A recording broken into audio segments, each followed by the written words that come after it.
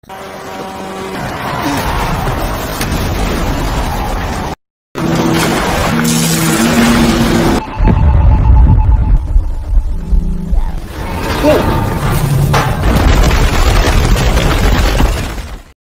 teman-teman, kali ini saya akan merangkum sebuah film yang berjudul The Plot.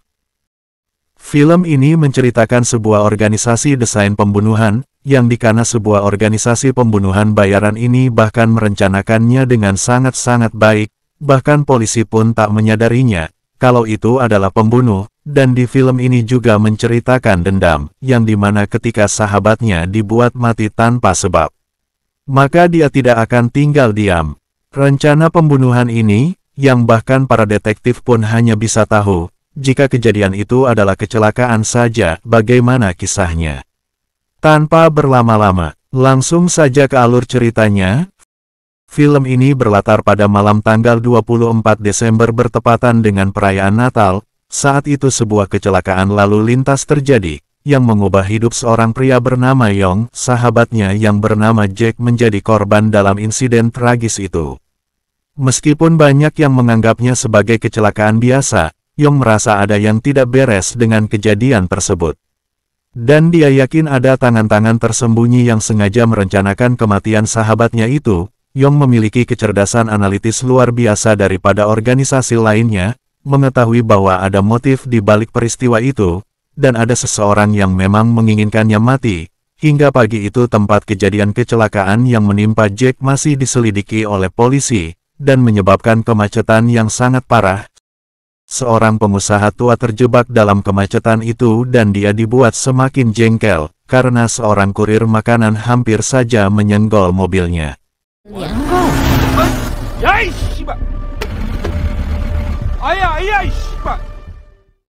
Itu pun membuat Pak Tua itu marah, karena tak terima, dia pun mengejar kurir itu untuk memberinya pelajaran.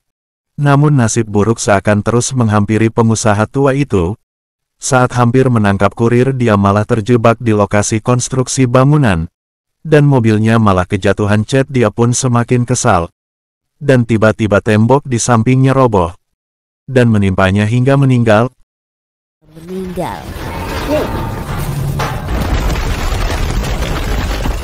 Ternyata di balik semua ini bukanlah kebetulan, kematian pengusaha itu telah direncanakan oleh sebuah organisasi, yang bernama Petugas Pembunuh Bayaran, dan itu dipimpin oleh Yong. Yong adalah sosok yang bekerja dalam dunia gelap. Dia menggunakan kecerdasannya untuk merencanakan pembunuhan tanpa harus menyentuh targetnya. Hari itu setelah menerima bayaran dari klien, dia memanggil para anak buahnya untuk berkumpul di markas di bawah pimpinan Yong.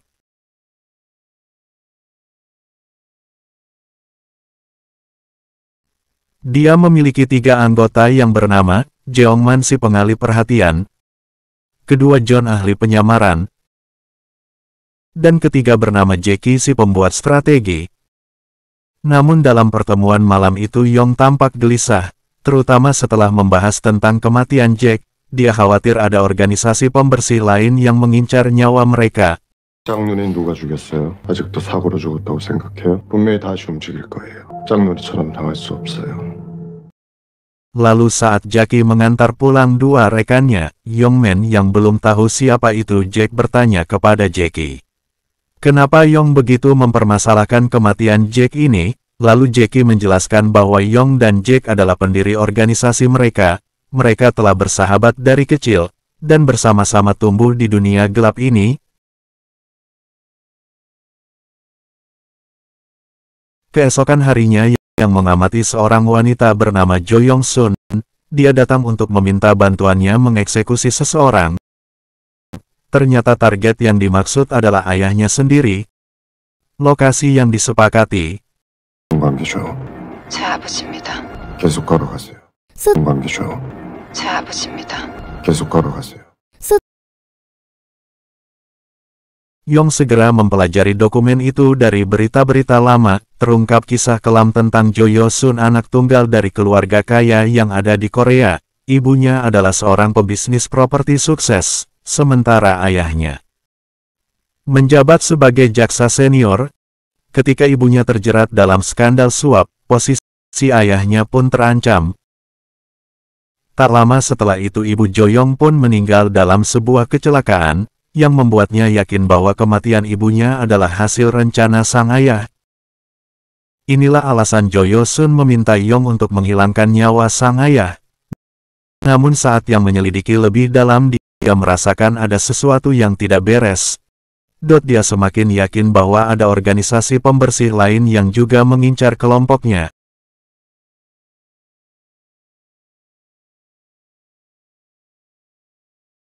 Malam itu di markas yang mengumpulkan timnya untuk membahas situasi ini. Namun rekan-rekannya mulai merasa khawatir, karena akhir-akhir ini yang sering berbicara sendiri, penyakit delusi yang dideritanya membuatnya berbicara dengan bayangan Jack sahabatnya yang telah tiada. Keesokan harinya Yong dan timnya berdiskusi tentang eksekusi jaksa yang menjadi target mereka.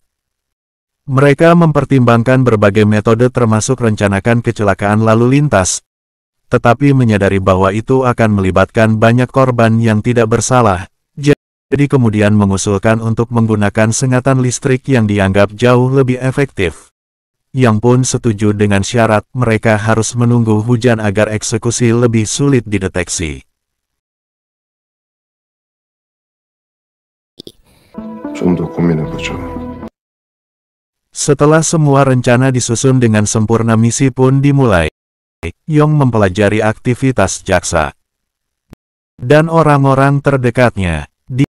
Dia mencatat semua informasi yang relevan, dan pada malam hari saat wartawan berkumpul untuk meliput sebuah acara, kilatan kamera mereka akan membantu menyamarkan aksi eksekusi. Namun di saat yang sama seorang YouTuber misterius melakukan live streaming. Dia memprediksi bahwa kematian jaksa akan terjadi dalam waktu yang dekat. Dia menyebut dalang dari kematian jaksa ini adalah si manusia kupu-kupu. 왜 9.11 테러 때도 목격이 됐... 주성직은 곧 죽습니다. Sekarang kita kembali ke Yong dan timnya. Hujan mulai turun seperti yang sudah diprediksi oleh Yang. Tepat saat jaksa bersiap untuk wawancara, Yong mendengar percakapan telepon jaksa yang menyebutkan nama anaknya. Hal ini membuat Yang curiga bahwa jaksa juga menyewa petugas pembersih untuk menghabisi nyawa anaknya sendiri. Dengan cepat Yang memberikan perintah kepada timnya untuk bergerak. Dia mulai mengamati sekitar memastikan semuanya berjalan sesuai dengan rencana. Namun ketika memberi kode kepada Jackie, dia tidak mendapat respon. Jackie tiba-tiba menghilang.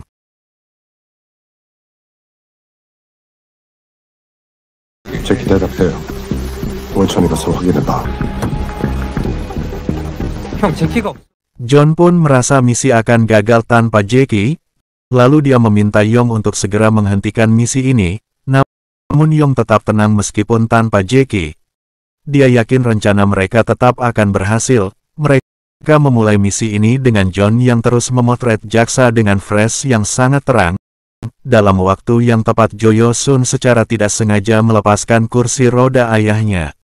Dan saat jaksa meluncur menuju tiang listrik yang sudah dipasang, aliran listrik pun menewaskannya.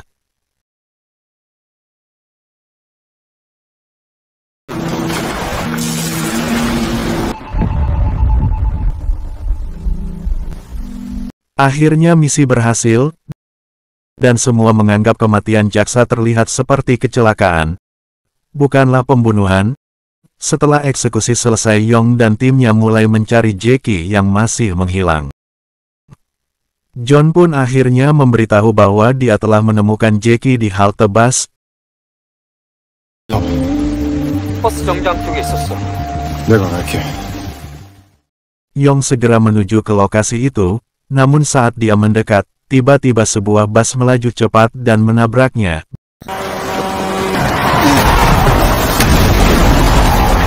Untuk kelanjutan filmnya lanjut part 2.